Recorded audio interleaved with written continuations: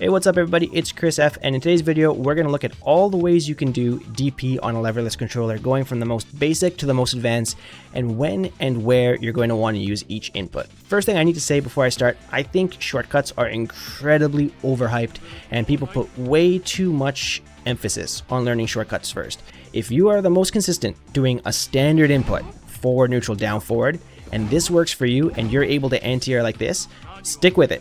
There's nothing wrong with trying to learn a new method and trying to get better, but I'm just saying if you put tons of hours into it, don't do a shortcut just because everybody is telling you the shortcut is good. Some things work for some people, some things don't work for others, so don't force it just because people are telling you. Alright, so now that we got that out of the way, let's actually start with some basics. Just like quarter circle forwards and quarter circle backs, I think it's really important to actually learn how to do a standard Shoryuken input. Why? Because I'm going to assume in your lifetime you're going to play more than one game than just Street Fighter 6. And not every game has the same input system. So if you're using only shortcuts, like some Street Fighter 6 specific DP shortcuts, it might not work in other games. And then you're going to have to go back to square one and learn how to do the standard input when you play something else. So learn the standard input, it just helps you get used to your controller. It translates to other games very easily. Learn the standard input.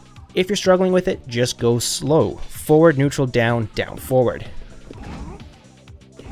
And just like quarter circle forward or quarter circle back, you're just going to practice this slowly until you can get it consistently. Check your inputs, make sure you're not missing anything, make sure you're not getting any weird inputs, make sure your inputs are clean.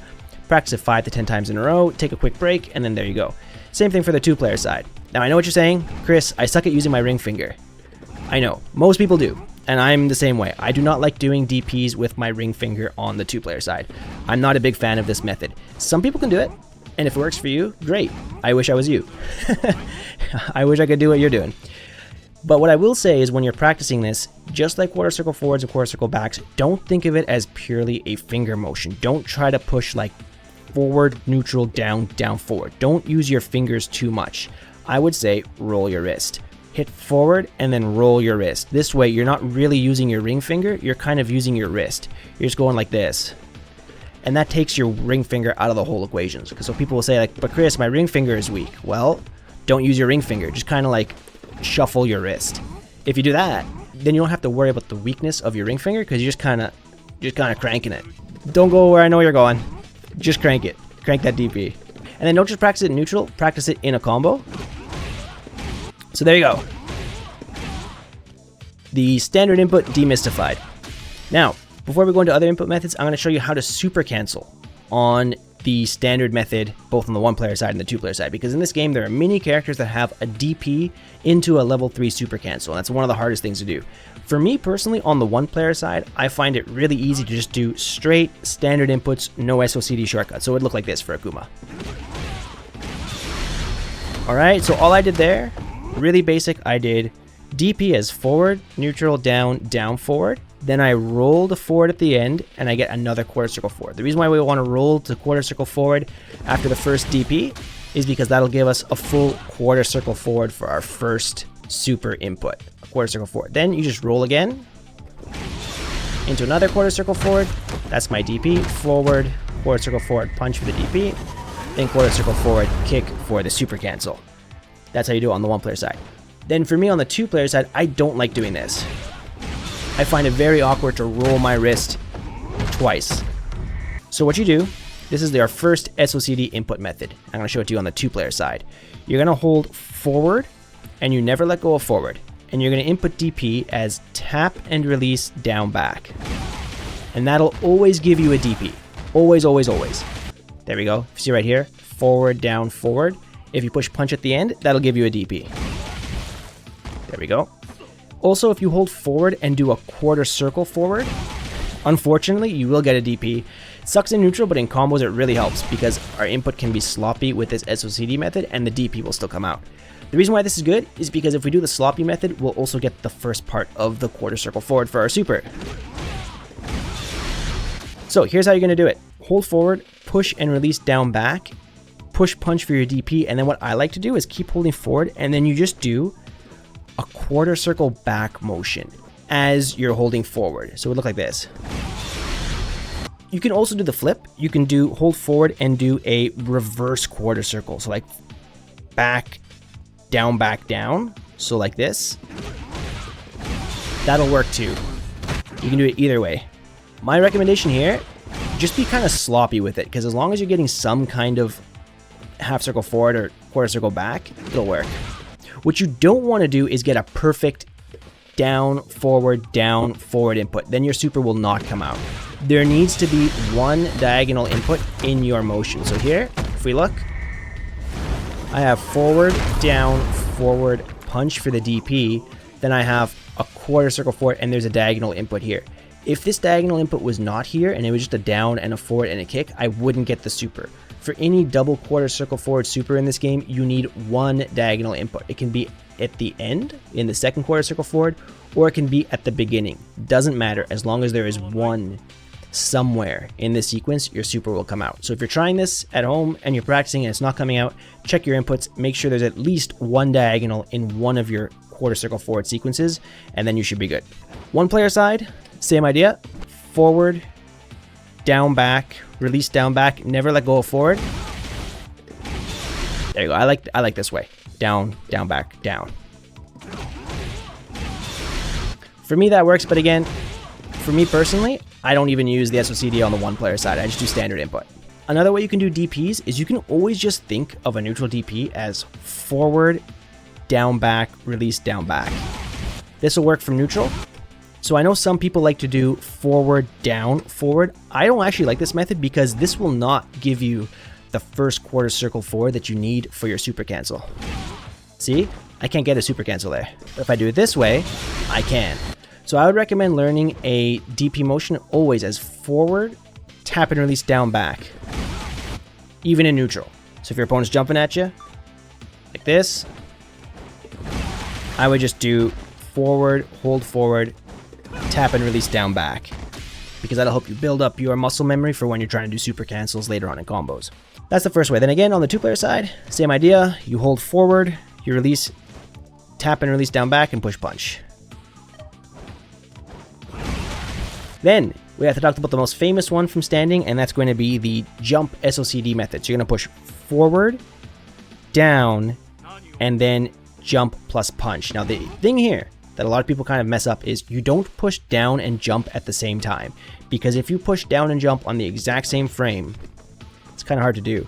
There we go, just got it. You're going to get a neutral input. So if you push forward, down plus jump at the exact same frame, you're just going to get a standing jab, and that's not a DP. You have to push down first and then jump plus punch. If you can execute this properly, the reason why people love this so much is because it is, on paper, the fastest input method. It's a 3-frame DP. I got it in 4 here because I messed up the timing. You can get it in 3 frames. And then on the two-player side, forward, down, then jump and punch. Just practice getting the speed up. So it's pretty easy to go from walk back to forward like this when you're playing neutral. It's also easy to walk forward and react to an anti-air. All you have to do is kind of push 1, 2, 1, 2. So if you see your opponent jump and you're walking forward, super easy. Boom. You don't have to do any extra motion. Then if you're walking back, same idea. You just kind of scoop forward. Of course, it takes practice. Just because it's easy to do in training mode doesn't mean it's easy to do in matches, but the more you practice, the better you'll get at it. The downside of this input, there are 2 downsides. Number 1, you definitely have to practice it. It's not a natural motion. It's something you have to spend time doing. Once you get it, it's really strong, but you have to put time into it. You're not going to get better at it just by not practicing it. The second downside is, as fast as it is, you're still standing. So if you're crouching, you're going to have a little bit more time to actually react to that anti-air before you get hit because you're going to be low profile. So you're going to be able to take advantage of your DP invulnerability as soon as you possibly can because you're never standing up. So there are some times when your opponent jumps at you that crouching and doing a crouch DP is even better than a standing one.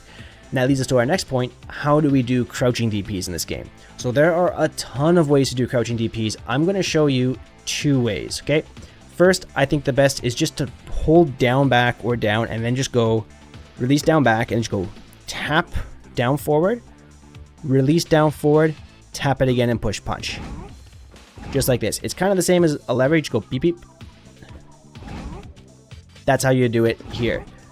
The tricky part with this is when you're playing neutral, you're going to be holding down, back, and you have to train your muscles, like your hand and your brain, when you're blocking down, back, and you see your opponent jump, to let go of down back, because if you hold down back and you just tap this, you're just gonna get a jab. You're not actually gonna get a DP. So you have to train yourself to let go of this finger and go beep beep and get your DP. I don't know why I say beep beep. Am I the one who says like beep beep when you're inputting? Maybe because buttons is like beep beep beep beep beep. I don't know.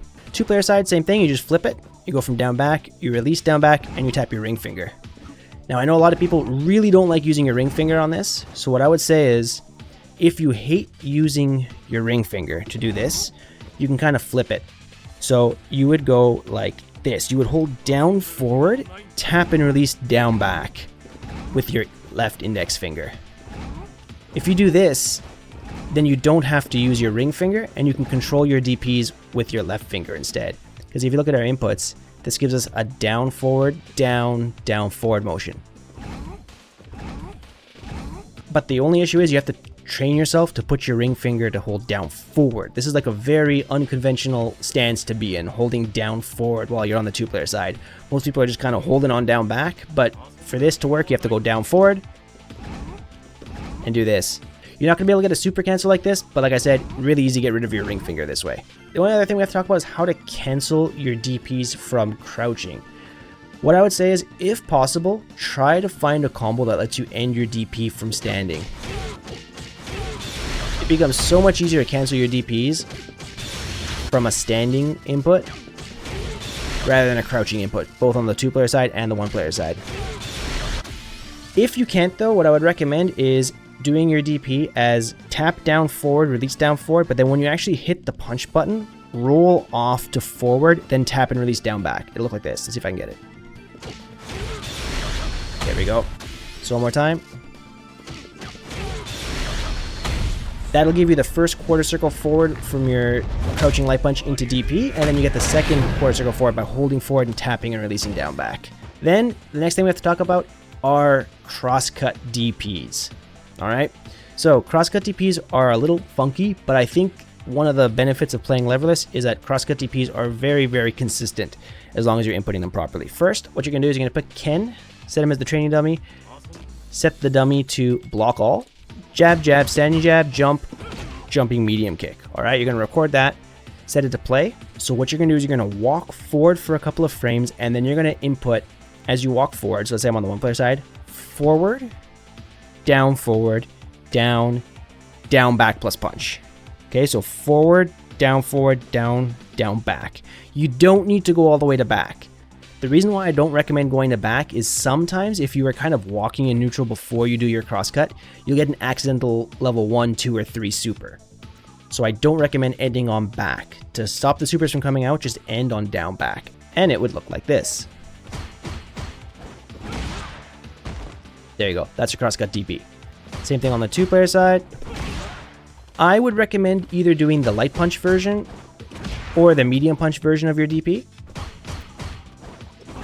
There we go. Because sometimes the heavy version is too slow depending on your character and it can be risky. So I would either just do the light punch or the medium punch version. And some characters like Cammy, if you do the heavy version, sometimes it scoops under them because like the horizontal trajectory is so far. You're not really worrying about damage there. You don't really need the damage from the heavy DP. You're just worrying about trying to not let your opponent cross you up so much. I would also recommend doing this with Ken. Jab, jab into jumping light kick. That's another common cross up. But this is a little bit easier to train. Timing's a little bit less strict, so if you're having a hard time with crosscut DPs, just practice this. Alright guys, that's going to be it for this video. Thank you all so very much for watching, and if you learned something and you thought this was helpful, don't forget to hit that like and subscribe button to help me make more videos like this in the future. Thank you all so very much for watching, and I'll see you in the next one. Peace.